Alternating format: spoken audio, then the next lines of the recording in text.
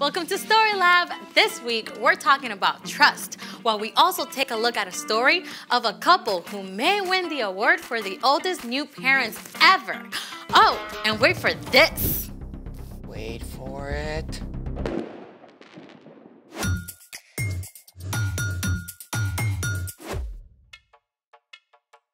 Hey, I'm Amaya. And I'm Zeke. And this week, we're talking about trust, which is putting your confidence on someone you can depend on. But how do you know who you can depend on? Well, I think the best way is to look up. What do you see? The ceiling? No, imagine that we're outside.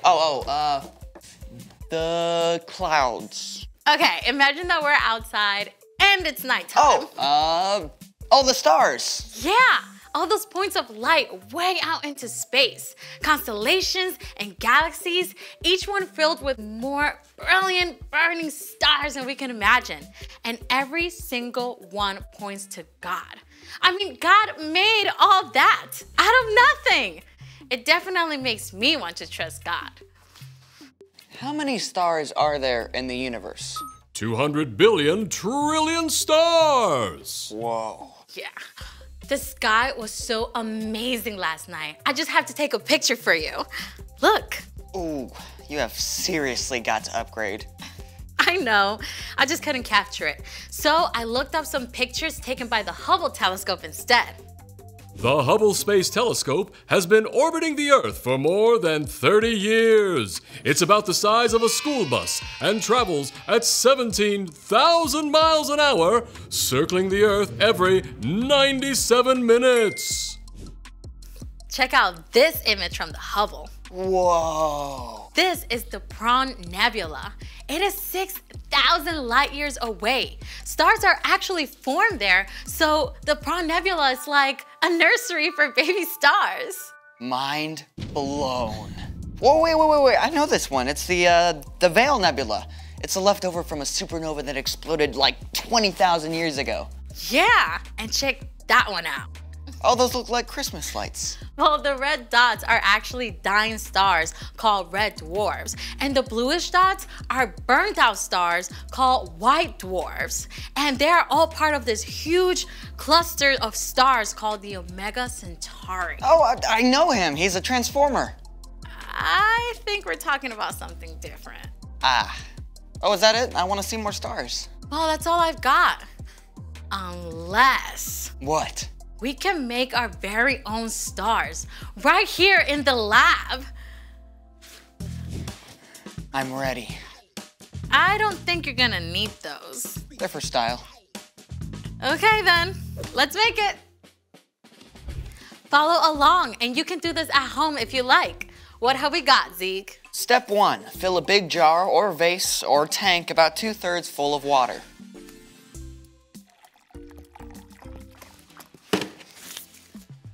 Step 2, pour oil into a small bowl.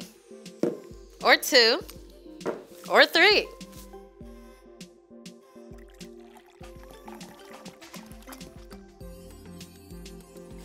Step 3, add 4 or 5 drops of food coloring to the oil. You can use up to 3 colors.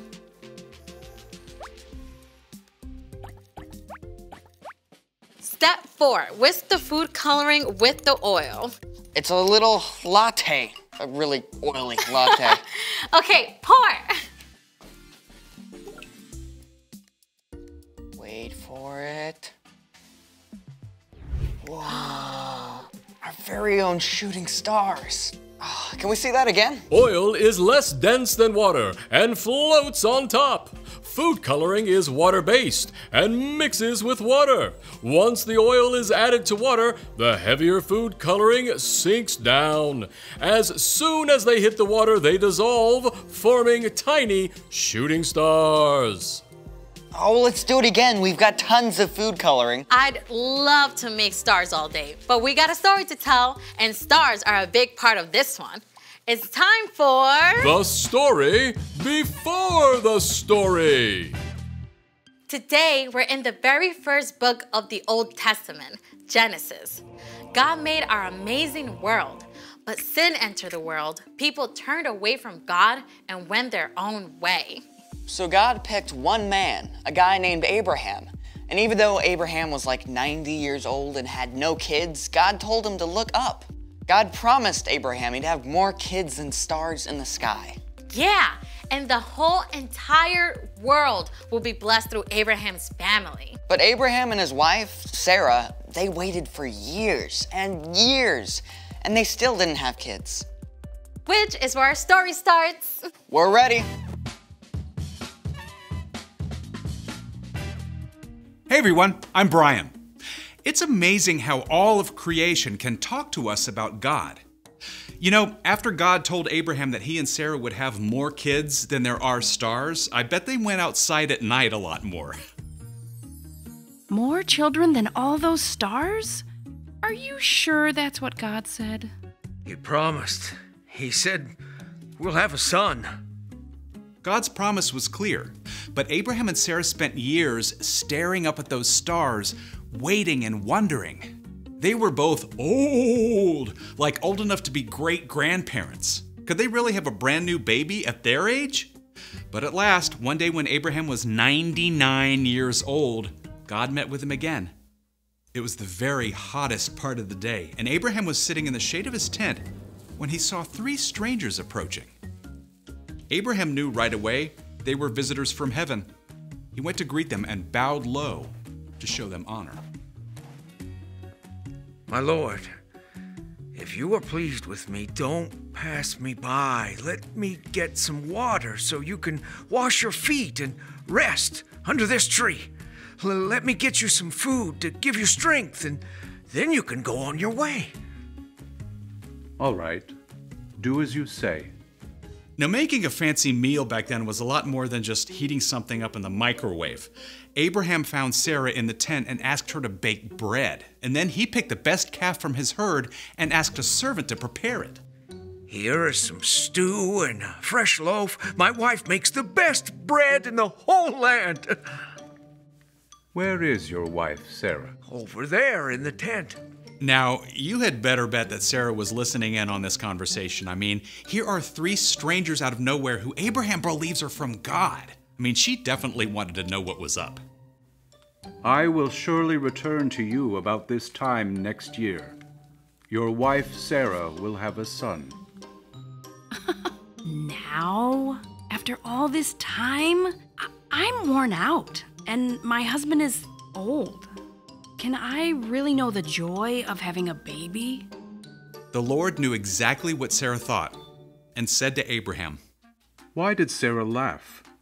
Is anything too hard for me? I will return to you at the appointed time next year. Sarah will have a son. I didn't laugh. Yes, you laughed. Oof, Sarah seriously got called out there, but God wasn't angry with her. God was gracious to Sarah, and Sarah did become pregnant, and after some time, she gave birth to a baby boy. God has given me laughter. Actually, everyone who hears about this is going to laugh along with us. I'm so old, but here I am taking care of a baby. What should we name him? What about Isaac?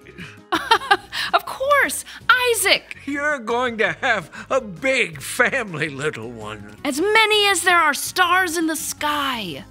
The end. So, do you know what the name Isaac means? What? One who laughs. Well, that is spot on. Can you imagine how it felt for Abraham and Sarah to wait all those years? I have a hard time just waiting for the microwave popcorn to finish. I know, right? Waiting can be hard. But here's the awesome thing. God is always trustworthy.